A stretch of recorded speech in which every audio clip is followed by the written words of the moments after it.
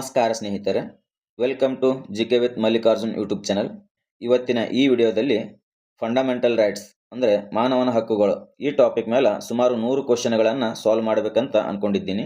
ಅದರ ಮೊದಲ ಭಾಗನೇ ಈ ವಿಡಿಯೋದಲ್ಲಿ ಡಿಸ್ಕಷನ್ ಮಾಡೋಣ ಬರ್ರಿ. ಯಾರೆಲ್ಲ ಹೊಸದಾಗಿ ನೋಡಕತ್ತೀರಿ ಅವರು ದಯವಿಟ್ಟು ನಮ್ಮ ಯೂಟ್ಯೂಬ್ ಚಾನಲ್ ಸಬ್ಸ್ಕ್ರೈಬ್ ಮಾಡಿಕೊಂಡು ಸಪೋರ್ಟ್ ಮಾಡಿರಿ. ನಾವು ಮಾಡುವಂಥ ಕಂಟೆಂಟ್ಗಳು ನಿಮ್ಗೆ ಇಷ್ಟ ಆದ್ರೆ ಈ ವಿಡಿಯೋಕ್ಕೊಂದು ಲೈಕ್ ಕೊಡ್ರಿ. ಫಂಡಮೆಂಟಲ್ ರೈಟ್ಸ್ ಟಾಪಿಕ್ ಮೇಲೆ ಮೊದಲನೇ ಕ್ವಶನ್ ನಂಬರ್ 1. ಭಾರತೀಯ ಸಂವಿಧಾನದ ಯಾವ ಭಾಗವನ್ನು ಭಾರತದ ಮ್ಯಾಗ್ನಾ ಕಾರ್ಟ್ ಎಂದು ಕರೆಯಲಾಗ್ತದೆ? Option A preamble, option B fundamental rights, option C ನೀತಿ ನಿರ್ದೇಶಕ ತತ್ವಗಳು DPSP, option D fundamental duties ಅಂದರೆ ಮೂಲಭೂತ ಕರ್ತವ್ಯಗಳು. ಕ್ವಶನ್ ಏನದಪ್ಪ ಅಂದ್ರೆ ಭಾರತದ ಸಂವಿಧಾನದ ಯಾವ ಭಾಗವನ್ನು ಭಾರತದ ಮ್ಯಾಗ್ನಾ ಕಾರ್ಟ್ ಅಂತೇಳಿ ಕರೆಯಲಾಗ್ತದೆ ಅಂತೇಳಿ ಕ್ವಶನ್ ಅದ ನೋಡ್ರಿ. ಈ ಕ್ವಶನ್ಗೆ ನಾವು ಸರಿಯಾದ ಉತ್ತರವನ್ನು ನೋಡಬೇಕಾದ್ರೆ ಆಪ್ಷನ್ ಬಿ ಫಂಡಮೆಂಟಲ್ ರೈಟ್ಸ್ಗೆ ಏನೈತಿರಿ ಭಾರತದ ಮ್ಯಾಗ್ನಾ ಕಾರ್ಟ್ ಅಂತ ಕರೆಯಲಾಗ್ತದೆ. ಆಪ್ಷನ್ ಬಿ ಸರಿಯಾದ ಉತ್ತರ.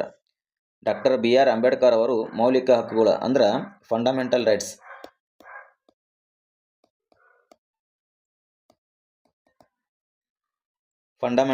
ಏನೈತಲ್ಲ ಭಾರತದ ಮ್ಯಾಗ್ನಾ ಕಾರ್ಟ್ ಎಂದು ಕರೆದಿದ್ದಾರೆ ನೋಡ್ರಿ. ಇದು ಮ್ಯಾಗ್ನಾ ಕಾರ್ಟ್ ಎಂಬುದೇನೈತಲ್ಲ 1215ರಾಗ ಇಂಗ್ಲೆಂಡಿನಲ್ಲಿ ನಾಗರಿಕರ ಹಕ್ಕುಗಳನ್ನು ಸ್ಥಾಪಿಸಿದ ಐತಿಹಾಸಿಕ ದಾಖಲೆ ನೋಡ್ರಿ. ಇದು ಮ್ಯಾಗ್ನಾ ಕಾರ್ಟ್ ಅನ್ನೋದು ಇದು ಮಾನವನ ಹಕ್ಕುಗಳು, ವ್ಯಕ್ತಿಯ ಸ್ವಾತಂತ್ರ್ಯ ಮತ್ತು ಘನತೆಯನ್ನು ರಕ್ಷಿಸ್ತದ್ರಿ ಇದು, ಮತ್ತು ಇವು ನ್ಯಾಯಾಂಗದಿಂದ ಸಂರಕ್ಷಣೆ ಮಾಡಬಹುದಾಗೈತಿ. Next question number 2. ಮೌಲಿಕ ಹಕ್ಕುಗಳಿಗೆ ಸಂಬಂಧಿಸಿದಂಥ ಅನುಚ್ಛೇದಗಳು ಯಾವ್ಯಾವು? ಮೌಲಿಕ ಹಕ್ಕುಗಳು ಅಂದ್ರೆ ಫಂಡಮೆಂಟಲ್ ರೈಟ್ಸ್ ರೀ, ಮಾನವನ ಹಕ್ಕುಗಳು. ಇದಕ್ಕೆ ಸಂಬಂಧಪಟ್ಟಂಥ ವಿಧಿಗಳು ಯಾವುವು ಅಂತೇಳಿ ಕ್ವಶನ್ನ ಕೇಳಿದ್ದಾರೆ. ಆಪ್ಷನ್ ಎ ಅನುಚ್ಛೇದ 36ರಿಂದ 51, ಆಪ್ಷನ್ ಬಿ ಆರ್ಟಿಕಲ್ 52ರಿಂದ ಆರ್ಟಿಕಲ್ 78, ಆಪ್ಷನ್ ಸಿ ಆರ್ಟಿಕಲ್ 12ರಿಂದ ಆರ್ಟಿಕಲ್ 35, ಆಪ್ಷನ್ ಡಿ ಆರ್ಟಿಕಲ್ 14ರಿಂದ ಆರ್ಟಿಕಲ್ 35. ಕ್ವಶನ್ ಏನು ಕೇಳಿದಾರಪ್ಪ ಅಂದ್ರೆ ಮಾನವನ ಹಕ್ಕುಗಳಿಗೆ ಸಂಬಂಧಪಟ್ಟಂಥ ವಿಧಿಗಳು ಯಾವುವು ಅಂತೇಳಿ ಕ್ವಶನ್ ಕೇಳಿದ್ದಾರೆ ನೋಡ್ರಿ. ಹಾಗಾಗಿ ಈ ಕ್ವಶನ್ಗೆ ಸರಿಯಾದ ಉತ್ತರ ಯಾವುದಪ್ಪ ಅಂದ್ರೆ ಅದು ಆಪ್ಷನ್ ಡಿ ಆಗುತ್ತೆ. ಆರ್ಟಿಕಲ್ 14ರಿಂದ 35 ಇವು ವಿಧಿಗಳು ಮಾನವನ ಹಕ್ಕುಗಳಿಗೆ ಸಂಬಂಧಪಟ್ಟಂಥ ವಿಧಿಗಳು ನೋಡ್ರಿ. ಭಾರತೀಯ ಸಂವಿಧಾನದ ಭಾಗ 3 ಆರ್ಟಿಕಲ್ 12ರಿಂದ 35 ಮಾನವನ ಹಕ್ಕುಗಳನ್ನು ಒಳಗೊಂಡಿದೆ.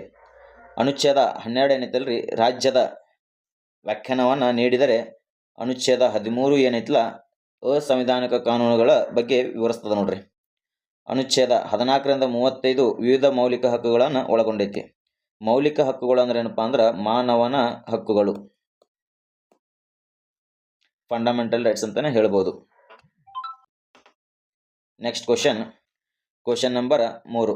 ಮೌಲಿಕ ಹಕ್ಕುಗಳ ಪರಿಕಲ್ಪನೆಯನ್ನು ಭಾರತೀಯ ಸಂವಿಧಾನವು ಯಾವ ದೇಶದಿಂದ ಆಮದು ಮಾಡಿಕೊಂಡಿದೆ? Option A Britain, option B France, option C America, option D Canada. ಈ ಕ್ವಶನ್ಗೆ ಸರಿಯಾದ ಉತ್ತರ ನಾವು ನೋಡೋದಾದ್ರೆ ಅಮೇರಿಕ ದೇಶದಿಂದ ಆಮದನ್ನು ಮಾಡಿಕೊಳ್ಳಲಾಗಿತ್ತು ನೋಡ್ರಿ. ಮಾನವನ ಹಕ್ಕುಗಳ ಪರಿಕಲ್ಪನೆಯನ್ನು ಅಮೇರಿಕದ ಸಂವಿಧಾನದಿಂದ ಆಮದು ಮಾಡಿಕೊಳ್ಳಲಾಗಿದೆ. ಅಮೇರಿಕದ ಸಂವಿಧಾನವು ಮೊಟ್ಟ ಮೊದಲು ಮೌಲಿಕ ಹಕ್ಕುಗಳನ್ನು ಬಿಲ್ ಆಫ್ ರೈಟ್ಸ್ 1791ರಲ್ಲಿ ತನ್ನ ಸಂವಿಧಾನಕ್ಕೆ ಸೇರಿಸ್ತೈತ್ರಿ.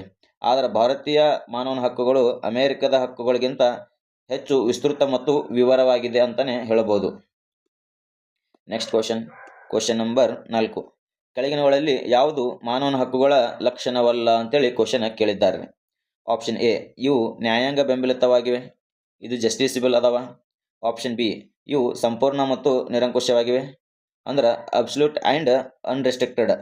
ಆಪ್ಷನ್ ಸಿ ಇವು ಸಂವಿಧಾನದ ಮೂಲಭೂತ ರಚನೆಯ ಭಾಗವಾಗಿದೆ. ಆಪ್ಷನ್ ಡಿ ಇವು ಕೆಲವು ನಿರ್ಬಂಧಗಳಿಗೆ ಒಳಪಟ್ಟಿವೆ. ಕ್ವಶನ್ ಏನು ಕೇಳಿದ್ದಾರಪ್ಪ ಅಂದ್ರೆ ಮಾನವನ ಹಕ್ಕುಗಳ ಲಕ್ಷಣ ಅಲ್ಲ ಅಂತೇಳಿ ಕ್ವಶನ್ ಕೇಳಿದ್ದಾರೆ. ಹಾಗಾಗಿ ಈ ಕ್ವಶನ್ಗೆ ಸರಿಯಾದ ಉತ್ತರ ಯಾವುದಪ್ಪ ಅಂದ್ರೆ ಅದು ಆಪ್ಷನ್ ಬಿ ಆಗುತ್ತೆ. ಇವು ಸಂಪೂರ್ಣ ಮತ್ತು ನಿರಂಕುಶವಾಗಿವೆ ಅನ್ನೋದು ಇದು ಮಾನವನ ಹಕ್ಕುಗಳ ಲಕ್ಷಣ ಅಲ್ಲ ಅಂತಾನೆ ಹೇಳ್ಬೋದು. ಮಾನವನ ಹಕ್ಕುಗಳ ಸಂಪೂರ್ಣ ಅಥವಾ ನಿರಂಕುಶವಲ್ಲ. ಅವು ಸಾರ್ವಜನಿಕ ಹಿತಾಸಕ್ತಿ, ರಾಷ್ಟ್ರೀಯ ಭದ್ರತೆ, ಸಾರ್ವಜನಿಕ ಸುವ್ಯವಸ್ಥೆ ಇತ್ಯಾದಿ ಕಾರಣಗಳಿಗಾಗಿ ಸಮಂಜಸವಾದಂಥ ನಿರ್ಬಂಧಗಳಿಗೆ ಒಳಪಟ್ಟಿರ್ತಾವ್ರೆ. ಉದಾಹರಣೆಗೆ ನಾವು ನೋಡೋದಾದ್ರೆ ಆರ್ಟಿಕಲ್ 19 ಅಡಿಯಲ್ಲಿ ಸ್ವತಂತ್ರಗಳು ಅನುಚ್ಛೇದ 19/2ರಿಂದ 19/6 ಸಮಂಜಸ ನಿರ್ಬಂಧಗಳಿಗೆ ಒಳಪಟ್ಟಿರ್ತಾವ. Question number 5. ರಾಜ್ಯ ಎಂಬ ಪದದ ವ್ಯಾಖ್ಯಾನವನ್ನು ಯಾವ ಅನುಚ್ಛೇದದಲ್ಲಿ ನೀಡಲಾಗಿದೆ? ರಾಜ್ಯ ಎಂಬ ಪದದ ವ್ಯಾಖ್ಯಾನವನ್ನು ಯಾವ ಆರ್ಟಿಕಲ್ ನಮಗೆ ತಿಳಿಸಿಕೊಡ್ತದೆ ಅಂತೇಳಿ ಕ್ವಶನ್ ಆಗಿದ್ದಾರೆ. Option A article 12, option B article 13, option C article 14, option D article 36. ಈ ಕ್ವಶನ್ಗೆ ಸರಿಯಾದ ಉತ್ತರ ನೋಡೋದಾದ್ರೆ ಅದು ಆಪ್ಷನ್ ಎ ಆಗಿರ್ತದೆ ರೀ. ಆರ್ಟಿಕಲ್ 12 ರಾಜ್ಯ ಪದದ ವ್ಯಾಖ್ಯಾನವನ್ನು ನೀಡ್ತೈತಿ ಅಂತಾನೆ ಹೇಳ್ಬೋದು. ಆಪ್ಷನ್ ಎ ಆರ್ಟಿಕಲ್ 12 ಸರಿಯಾದ ಉತ್ತರ. ಆರ್ಟಿಕಲ್ 12 ರಾಜ್ಯದ ವ್ಯಾಖ್ಯಾನವನ್ನು ನೀಡುತ್ತದೆ. ಈ ಅನುಚ್ಛೇದದ ಪ್ರಕಾರ ರಾಜ್ಯ ಅಂದ್ರೆ ಭಾರತ ಸರ್ಕಾರ ಮತ್ತು ಪಾರ್ಲಿಮೆಂಟ್, ರಾಜ್ಯ ಸರ್ಕಾರಗಳು, ವಿಧಾನಮಂಡಲಗಳು ಮತ್ತು ಭಾರತದ ಭೂಪ್ರದೇಶದೊಳಗಿನ ಅಥವಾ ಭಾರತ ಸರ್ಕಾರದ ನಿಯಂತ್ರಣದಲ್ಲಿರುವ ಎಲ್ಲ ಸ್ಥಳೀಯ ಮತ್ತು ಇತರ ಪ್ರಾಧಿಕಾರಗಳು, ಖಾಸಗಿ ಸಂಸ್ಥೆಗಳು ಸಾಮಾನ್ಯವಾಗಿ ರಾಜ್ಯದ ವ್ಯಾಪ್ತಿಗೆ ಬರುವುದಿಲ್ಲ. ಆದರೆ ನ್ಯಾಯಾಂಗವು ಕೆಲವು ಸಂದರ್ಭಗಳಲ್ಲಿ ರಾಜ್ಯದ ಕ್ರಿಯೆ ಸಿದ್ಧಾಂತವನ್ನು ಅನ್ವಯಿಸ್ತದೆ ನೋಡ್ರಿ. ಈ ಅನುಚ್ಛೇದ 12 ಇಷ್ಟೆಲ್ಲ ಒಳಗೊಂಡಿರ್ತೈತೆ ನೋಡ್ರಿ. Next question number 6. ಅಸಂವಿಧಾನಿಕ ಕಾನೂನುಗಳು, loss inconsistence with fundamental rights ಬಗ್ಗೆ ಯಾವ ಅನುಚ್ಛೇದದಲ್ಲಿ ವಿವರಿಸಲಾಗಿದೆ? Option A article 12, option B article 13, option C article 14, option D article 32. Question ಏನು ಕೇಳಿದ್ದಾರಪ್ಪ ಅಂದ್ರೆ ಅಸಂವಿಧಾನಿಕ ಕಾನೂನುಗಳ ಬಗ್ಗೆ ಯಾವ ವಿಧಿಯಲ್ಲಿ ನಾವು ನೋಡ್ಬೋದು ಅಂತ ಕ್ವಶನ್ ಕೇಳಲಾಗೈತ್ರಿ. ಈ ಕ್ವಶನ್ಗೆ ಸರಿಯಾದ ಉತ್ತರ ಏನಪ್ಪಾ ಅಂದ್ರೆ ಆಪ್ಷನ್ ಬಿ 13 ಸರಿಯಾದ ಉತ್ತರ ನೋಡ್ರಿ. ಆಪ್ಷನ್ ಬಿ ಆರ್ಟಿಕಲ್ 13 ಮಾನವನ ಹಕ್ಕುಗಳಿಗೆ ವಿರುದ್ಧವಾದಂಥ ಕಾನೂನುಗಳ ಬಗ್ಗೆ ವಿವರಿಸ್ತದೆ. ಈ ಅನುಚ್ಛೇದದ ಪ್ರಕಾರ ಸಂವಿಧಾನದ ಜಾರಿಗೆ ಮುನ್ನವಿರುವ ಅಥವಾ ಜಾರಿಗೆ ನಂತರದ ಯಾವುದೇ ಕಾನೂನು ಮೌಲಿಕ ಹಕ್ಕುಗಳನ್ನು ಉಲ್ಲಂಘಿಸಿದರೆ ಅಂದ್ರೆ ಮಾನವನ ಹಕ್ಕುಗಳನ್ನು ಉಲ್ಲಂಘಿಸಿದರೆ ಆ ಕಾನೂನು ಅಮಾನ್ಯವಾಗಿರ್ತದೆ. ಆದ್ರೆ ಅನುಚ್ಛೇದ 13/4 ಪ್ರಕಾರ ಸಂವಿಧಾನ ತಿದ್ದುಪಡಿ ಕಾಯ್ದೆಗಳು ಈ ವ್ಯಾಪ್ತಿಗೆ ಬರುವುದಿಲ್ಲ ನೋಡ್ರಿ.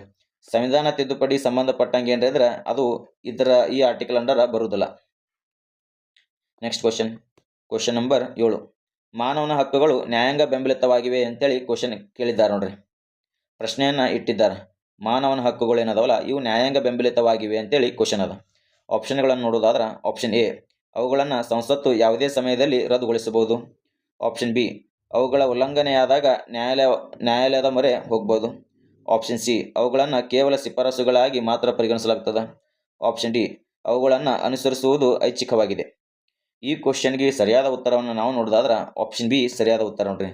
ಅವುಗಳನ್ನು ಉಲ್ಲಂಘನೆ ಆದಾಗ ನ್ಯಾಯಾಲಯದ ಮೊರೆ ನಾವು ಹೋಗ್ಬೋದು.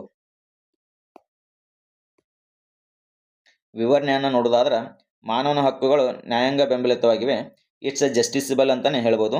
ಯಾವುದೇ ವ್ಯಕ್ತಿಯ ಮಾನವನ ಹಕ್ಕುಗಳ ಉಲ್ಲಂಘನೆ ಆದಾಗ ಅವರು ನೇರವಾಗಿ ಸುಪ್ರೀಂ ಕೋರ್ಟ್ಗೆ ಹೋಗ್ಬೋದು ರೀ. ಆರ್ಟಿಕಲ್ 32 ಪ್ರಕಾರ ಅವರು ಡೈರೆಕ್ಟ್ ಸುಪ್ರೀಂ ಕೋರ್ಟಿಗೆ ಹೋಗ್ಬೋದು. ಮತ್ತು ಆರ್ಟಿಕಲ್ 226 ಪ್ರಕಾರ ಅವರು ಹೈಕೋರ್ಟಿಗೆ ಕೂಡ ಅರ್ಜಿಯನ್ನು ಸಲ್ಲಿಸಬಹುದು ನೋಡ್ರಿ. ಇದಕ್ಕೆ ವ್ಯತಿರಿಕ್ತವಾಗಿ ನೀತಿ ನಿರ್ದೇಶಕ ತತ್ವಗಳು ಏನದಾವಲ್ಲ ಇವು ನ್ಯಾಯಾಂಗ ಬೆಂಬಲಿತ ಅಲ್ಲ ಅಂತಾನೆ ಹೇಳ್ಬೋದು. Question number 8. ಯಾವ ಅನುಚ್ಛೇದದಲ್ಲಿ ಕಾನೂನಿನ ಮುಂದೆ ಸಮಾನತೆ ಇಕ್ವಾಲಿಟಿ ಬಿಫೋರ್ ಲಾ ಮತ್ತು ಕಾನೂನುಗಳ ಸಮಾನ ರಕ್ಷಣೆ ಈಕ್ವಲ್ ಪ್ರೊಟೆಕ್ಷನ್ ಆಫ್ ಲಾ ಬಗ್ಗೆ ವಿವರಿಸಲಾಗ್ತದೆ? ಆಪ್ಷನ್ ಎ ಅನುಚ್ಛೇದ 14, option B article 15, option C article 16, option D article 17. ಈ ಕ್ವಶನ್ಗೆ ಸರಿಯಾದ ಉತ್ತರವನ್ನು ನಾವು ನೋಡೋದಾದ್ರೆ ಆಪ್ಷನ್ ಎ ಆರ್ಟಿಕಲ್ 14 ಈ ಮಾಹಿತಿಯನ್ನು ನಾವು ನೋಡ್ಬೋದಾಗೈತಿ. ಎರಡದವ ಕಾನೂನಿನ ಮುಂದೆ ಸಮಾನತೆ. ಇದು ಬ್ರಿಟಿಷ್ ಮೂಲದಾಗಿದ್ದು ಇದರ ಅರ್ಥ ಯಾವುದೇ ವ್ಯಕ್ತಿಗೆ ವಿಶೇಷ ಸವಲತ್ತುಗಳಿಲ್ಲ, ಎಲ್ಲರೂ ಒಂದೇ ಕಾನೂನಿಗೆ ಒಳಪಟ್ಟಿರ್ತಾರೆ ಎಂಬುದು ಇದ್ರ ಮೀನಿಂಗ್ ನೋಡ್ರಿ. ಇನ್ನು ಕಾನೂನುಗಳ ಸಮಾನ ರಕ್ಷಣೆ ಅಂದ್ರೆ ಏನಪ್ಪಾ ಅಂದ್ರೆ ಇದು ಅಮೆರಿಕದ ಮೂಲದಾಗೈತಿ. ಒಂದೇ ರೀತಿಯ ಸಂದರ್ಭಗಳಲ್ಲಿರುವಂಥ ವ್ಯಕ್ತಿಗಳಿಗೆ ಒಂದೇ ರೀತಿಯ ರಕ್ಷಣೆಯನ್ನು ನೀಡಬೇಕು ಅಂತೇಳಿ ಇದರ ತತ್ವವನ್ನು ತಿಳಿಸ್ಕೊಡ್ತದೆ ನೋಡ್ರಿ. Question number 9.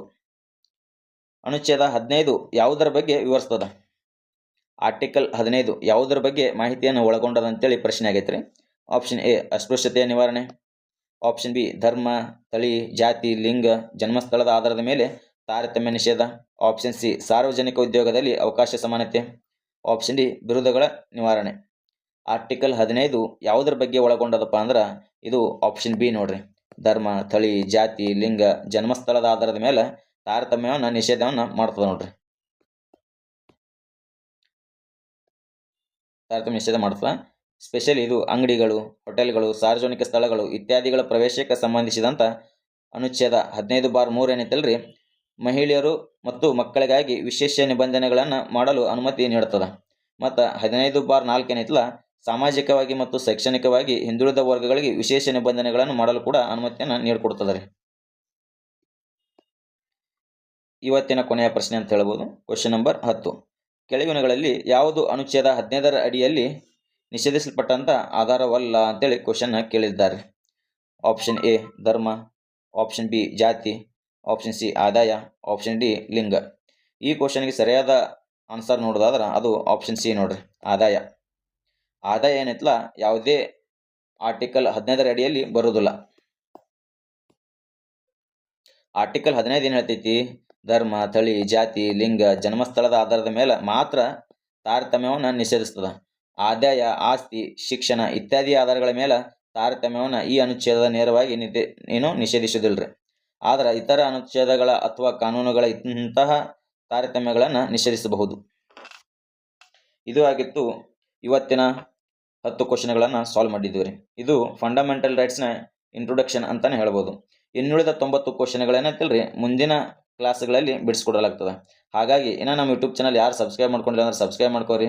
ಹಾಗೆ ಪಕ್ಕದಲ್ಲಿರುವಂಥ ಬೆಲ್ ಐಕನ್ ಮೇಲೆ ಒತ್ತೋದು ಮರಿಬೇಡ್ರಿ. ಈ ವಿಡಿಯೋ ನಿಮ್ಗೆ ಇಷ್ಟ ಆಗಿತ್ತಪ್ಪ ಅಂದ್ರೆ ಒಂದು ಲೈಕ್ ಕೊಡ್ರಿ. ಮತ್ತೆ ಸಿಗೋಣ ಮುಂದಿನ ವಿಡಿಯೋದಲ್ಲಿ. ಧನ್ಯವಾದಗಳು.